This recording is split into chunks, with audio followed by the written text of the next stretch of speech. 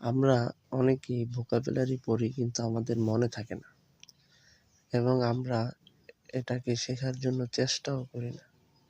তো চলো আমাদের ভিডিওটা আজকে শুরু করি। ভোকাবুলারি শেখার অনেকের জন্য কঠিন মনে হলেও কিছু সহজ কৌশল আছে যা বিশেষ করে শিক্ষার্থীদের, শিশু বা কিশোরদের জন্য খুব কার্যকর হতে পারে। নিচে কিছু সহজ উপায় দেওয়া হলো। ভোকাবুলারি শেখার সহজ টেকনিক হলো বাচ্চাদের জন্য চিত্র দেখে শব্দ শেখা।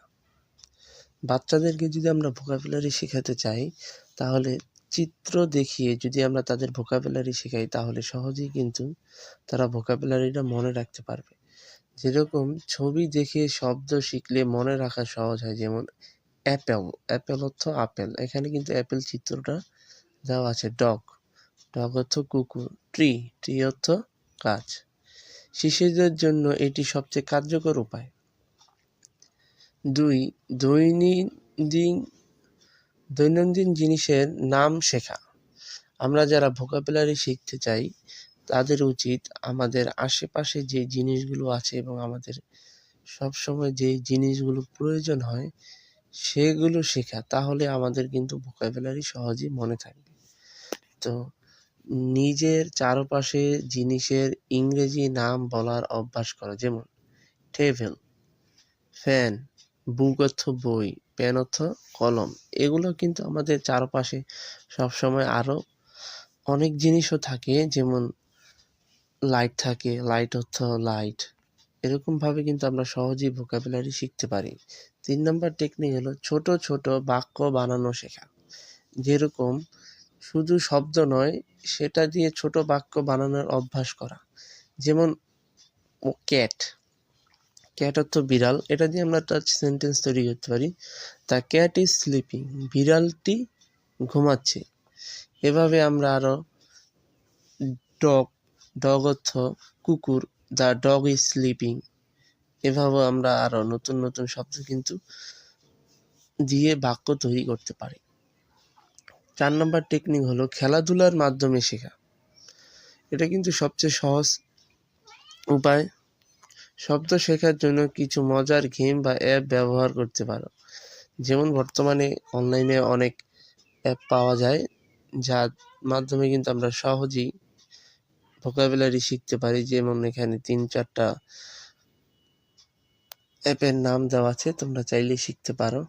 এগুলো অ্যান্ড্রয়েড বা আইফোনে পাওয়া যায়। তারপরে 5 নাম্বার, প্রতিদিন 5টি নতুন শব্দ শেখো। খুব বেশি না, শুধু 5টা নতুন শব্দ প্রতিদিন শিখলে 1 মাসে 150টা শিখে ফেলবে। এটা কিন্তু একেবারে সত্য কথা। আমরা যদি প্রতিদিন 5টা শব্দ শিখি, 1 মাসে 150টা ওয়ার্ড কিন্তু অনেক। 5টা শব্দ শেখার টেকনিক হলো সকালেই উঠে 5টা শব্দ শিখবে, ওই 5টা শব্দই আবার দুপুরে শিখবে, ওই 5টা শব্দ আবার রাতে শিখবে। এই 5টা শব্দ যখন 3বারই পড়বে তখন কিন্তু তোমাদের মনে থাকবে। 6 নাম্বার, ওয়ার্ড বুক বানাও নিজের খাতায়। একটি ছোট খাতা নাও যেখানে প্রতিদিন শেখা শব্দগুলো লিখে রাখো। যেমন ওয়ার্ড বাংলা, অর্থবাক্য হ্যাপি অর্থ সুখী, আই অ্যাম হ্যাপি, ওয়াটার অর্থ পানি, আই ড্রিঙ্ক ওয়াটার। শব্দ এবং বাক্য এভাবে কিন্তু খাতায় লিখে রাখতে পারো। তারপরে 7 নম্বর যে টেকনিকটা সেটা হলো শব্দ দিয়ে গল্প বানানোর চেষ্টা করো। যেসব শব্দ শেখো সেগুলো দিয়ে 2-3 লাইন গল্প বানাও, বেশি না। প্রতিদিন যদি 2-3 লাইন গল্প বানাতে পারো একটি ওয়ার্ড দিয়ে, তাহলে কিন্তু তুমি দ্রুতই ইংরেজি শিখতে পারবে। 8 নাম্বার, গান, কার্টুন, ছড়া দিয়ে শেখা। ইংরেজি ছড়া বা কার্টুন দেখো, খুব সহজেই নতুন শব্দ শিখতে পারবে। সাথে তুমি ইংরেজি মুভিও দেখতে পারো প্রতিদিন একটা করে, তাহলে কিন্তু তোমার ইংরেজি তাড়াতাড়ি শেখা হয়ে যাবে। এখন কথা হলো আমাদের মনে রাখার টেকনিককে আমরা মনে রাখতে পারি না। মনে রাখার টিপস, বারবার পড়ো, রিপিটেশন ইজ কি।